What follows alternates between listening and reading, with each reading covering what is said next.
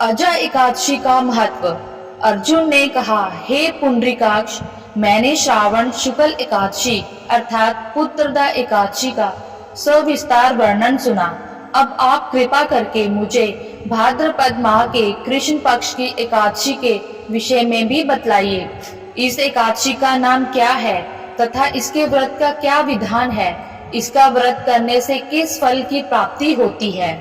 श्री कृष्ण जी ने कहा, हे कुंती पुत्र, भाद्रपद माह के कृष्ण पक्ष की एकादशी को अजा एकादशी कहते हैं। इसका व्रत करने से सभी पाप नष्ट हो जाते हैं। इस लोक और परलोक में मदद करने वाली इस एकादशी व्रत के समान संसार में दूसरा कोई व्रत नहीं है। अजा एकादशी व्रत कथा। अब ध्यान पूर्वक इस एकादशी का महात्म्य श्रवण करो। पौराणिक काल में भगवान श्री राम के वंश में अयोध्या नगरी में एक चक्रवर्ती राजा हरिश्चंद्र नाम के एक राजा हुए थे। राजा अपनी सत्यनिष्ठा और ईमानदारी के लिए प्रसिद्ध थे। एक बार देवताओं ने इनकी परीक्षा लेने की योजना बनाई। राजा ने स्वप्न में देखा कि ऋषि विश्वामित्र को उन्होंने अपना राजपाट दान कर दिया है। सुबह विश्वामित्र वास्तव में उनके द्वार पर आकर कहने लगे, तुमने स्वप्न में मुझे अपना राज्य दान कर दिया।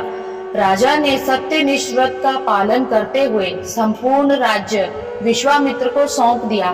दान के लिए दक्षिणा चुकाने हेतु राजा हरिश्चंद्र को पूर्व जन्म के कर्म फल के कारण पत्नी, बेटा एवं खुद को बेचना पड़ा। हरिश्चंद्र को एक डोम में खरीद लिया जो शमशान भूमि में लोगों के दाह संस्कार का काम करवाता था। स्वयं वह एक चंडाल का दास बन गया। उसने उस चंडाल के यहाँ कफन लेने का काम किया, किंतु उसने इस आपत्ति के काम में भी सत्य का ही साथ नहीं छोड़ा। जब इसी प्रकार उसे कई वर्ष बीत गए तो उसे अपने इस नीच कर्म पर बड़ा दुख हुआ और वह इसे मुक्त होने का उपाय खोजने लगा। वह सदैव इसी चिंता में रहने लगा कि मैं क्या करूं, किस प्रकार इस नीच कर्म से मुक्ति पाऊं। एक बार की बात है, वह इसी चिंता में बैठा था कि गौतम ऋषि उसके पास पहुंचे। हरिश्चंद्र ने उन्हें प्रणाम किया और अपनी दुख भरी कथा सुनाने लगा। राजा हरिश्चंद्र की दुख भरी कहानी सुनकर महर्षि गौतम भी अत्यंत दुखी हुए और उन्होंने राजा से कहा, हे राजन, भादो माह के कृष्ण पक्ष की एकादशी का नाम अजा है। तुम उस एकादशी का विधान पूर्वक व्रत करो तथा रात्रि को जागरण करो। इससे तुम्हारे सभी पाप नष्ट हो जाएंगे। महर्षि गौतम इतना कहकर आलोक हो गए। अजा नाम की एकादशी आने पर राजा हरिश्चंद्र ने महर्षि से कहे अनुसार विधान पूर्वक उपवास तथा रात्रि जागरण किया। इस व्रत के प्रभाव से राजा के सभी पाप नष्ट हो गए। उसी समय स्वर्ग में नगाड़े बजने लगे तथा पुष्पों की वर्षा होने लगी। उन्होंने अपने सामने ब्रह्मा, विष्णु, महेश तथा देवेंद्र आदि देवताओं को खड़ा पाया। उन्होंने अपने मृतक पुत्र को जीवित तथा अपनी पत्नी को राजसी वस्त्र तथा आभूषणों से परिपूर्ण देखा। व्रत के प्रभाव से राजा को पुनः अपने राज्य की प्राप्ति हुई। वास्तव में एक ऋषि ने राजा की परीक्षा लेने के लिए ये सब कौतुक किया था, परंतु अजा एकादशी के व्रत के प्रभाव से ऋषि द्वारा रची गई सारी माया समाप्त हो गई और अंत समय में हरिश्चंद्र अपने परिवार सहित स्वर्गलोक को गए। हे राजन, ये सब अजा एकादशी के व्रत का प्रभाव था।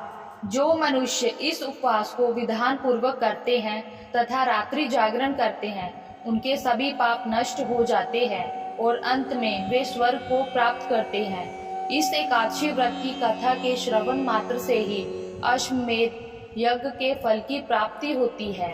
एकादशी के व्रत में क्या खाना चाहिए? एकादशी के व्रत में आप बहुत सी चीजों का सेवन कर सकते हैं तथा इनसे बनी चीजों को खा सकते हैं, जैसे कि चीनी, नारियल, शकरकंद, सेंधा नमक, काली मिर्च, साबूदाना, दूध, आलू, जैतून, मेवे तथा ताजे फल। आप इन सभी चीजों का सेवन कर सकते हैं। ध्यान रखिए, एकादशी के दिन चावल का उपयोग बिल्कुल ना कीजिए। इस बार अजा एकादशी 10 सितंबर 2023 को पड़ रही है। हिंदू धर्म में एकादशी तिथि का विशेष महत्व है।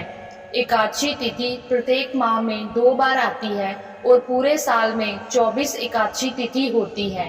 अजा एकादशी 9 सितंबर को शाम 7:17 पर प्रारंभ होगी और 10 सितंबर को रात 9:28 पर समाप्त होगी।